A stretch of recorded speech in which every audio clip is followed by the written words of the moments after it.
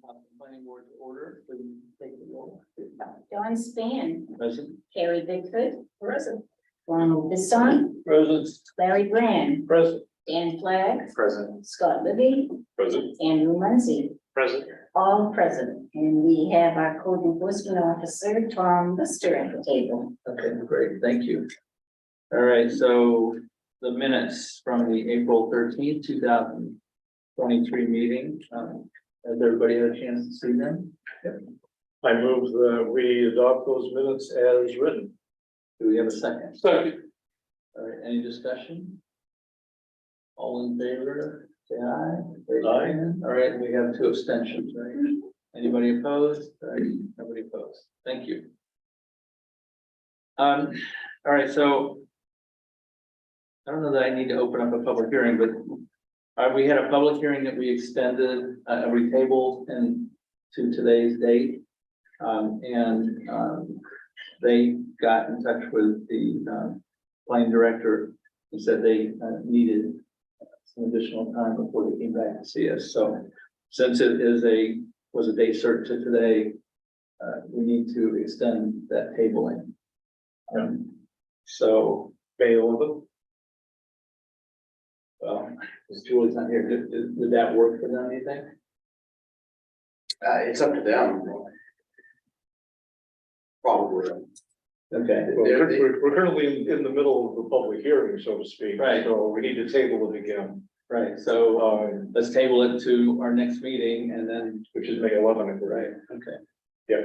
All right, so that's a motion, I so move. okay. second. Do we have discussion on that? Oh.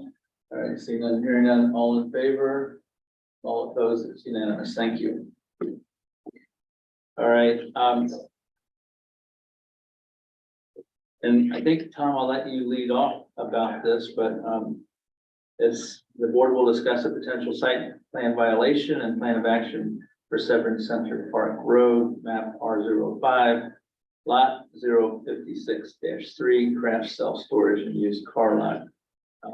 And we did also receive some information previous, plus another email today, so. Yeah. If you don't mind, just sort of share with us Sure. what the expectation is, what we're looking for from the board. Yep, this property here, Severn Center Park, was had a conditional use for a parking lot expansion.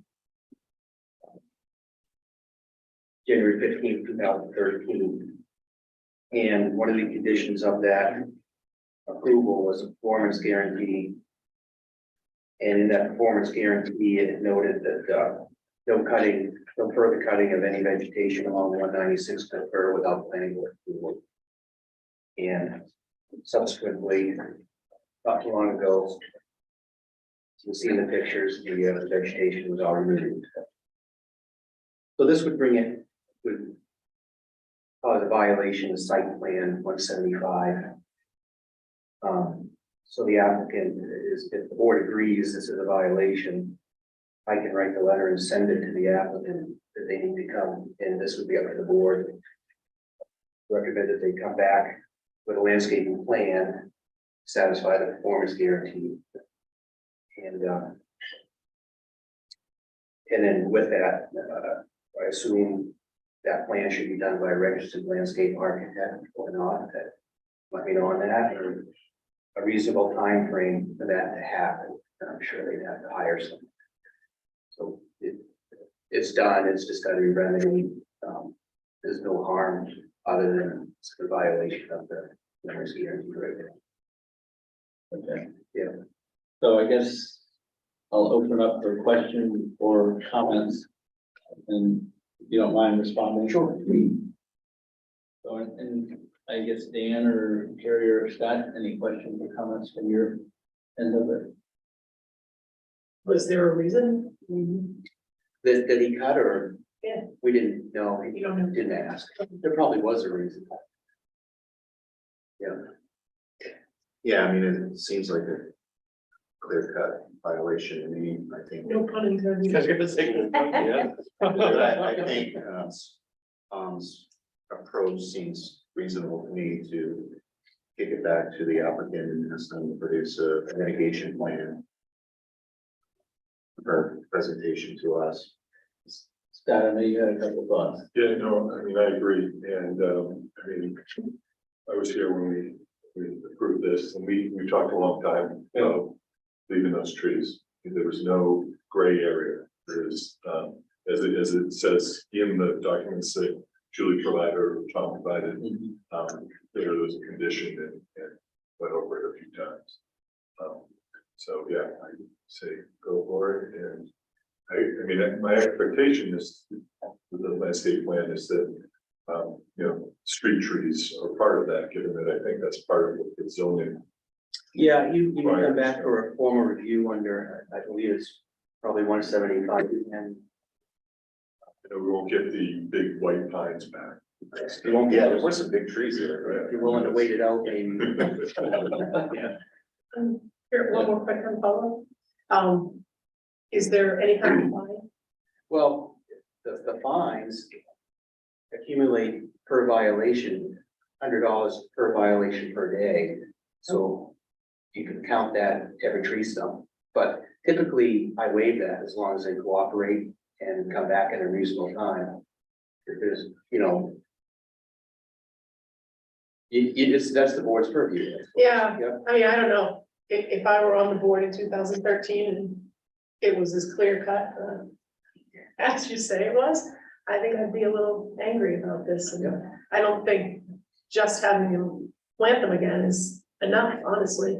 I mean, if you're gonna set a precedent for others, I don't know. I have no problem with a fine, some kind of fine. I don't care if it's per stump, but at least something to say, come on, you know. And the letter can be worded such that this is what the fine is, right? And you have the capability of asking for it to be, the option of asking the board to waive this. Well, when the you waiver present doesn't it. have to be in there, it can be. Just reference the section that imposes the fines and leave it there. Okay. And how the outcome of the meeting and willingness of the applicant, you can determine what that number should be, if any. I mean, I think it's, I agree. It kind of, when I first saw it, I'm like, what the hell happened? You know, driving back through. And actually emailed Julie and she said, oh, wait, don't worry, Tom's on this, he's got it before you guys at the next meeting. But it's, you know, it's something that's happened obviously a few times lately with the white pines over by Aroma Joe's that were on their plans as being part of the landscape plan, then they disappear. And we're obviously trying to do it. You haven't cut down all those trees at Market Basket. What group have you been over there? I just went by today. There were enough trees cut down, the smell was in the. But I think it still looked like they were in the buffer, so like they were supposed to be. But yeah. There's no trees along the road though, Market Basket. It's Those are- coming right along. Everything are gone. I'm sorry to sidetrack us with that. That's okay. But that I think, you know, at least keeping the fines on the table is. Yeah, important, Not a because bad idea. we wanna- Is it the same applicant that owns it from 2013 to now? The same person? As far as I know. Oh, I assume. I don't. Still crabs. Perhaps, yeah. So this send to the table, any other comments or thoughts?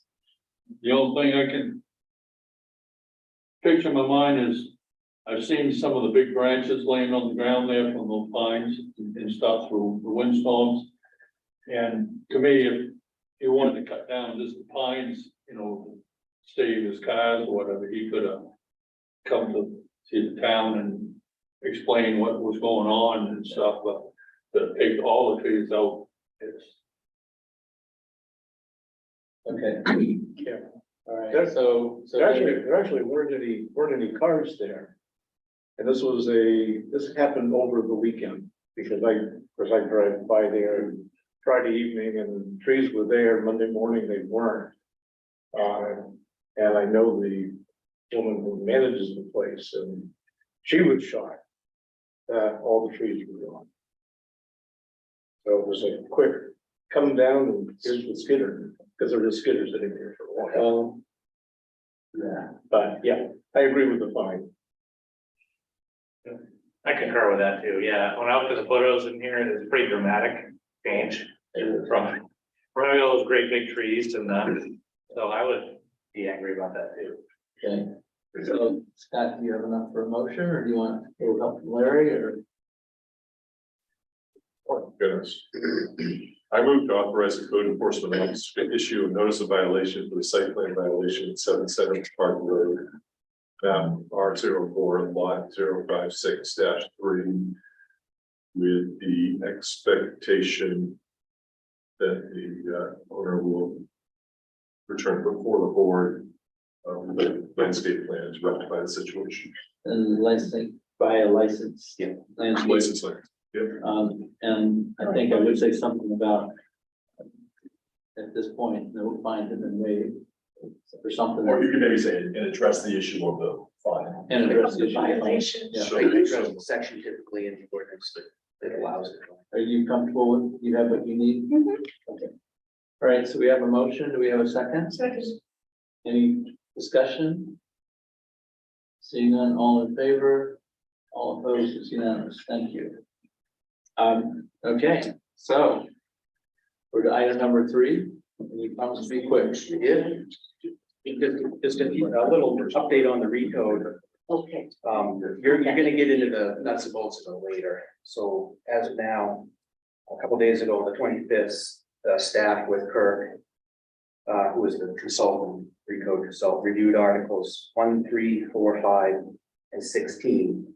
And from comment, Kirk then revised. I believe he sent out the draft, I haven't read it, but. So that's, going forward, that's gonna be the process. He'll bring up what he's done, staff will review, and then Julie will prepare summaries for the board.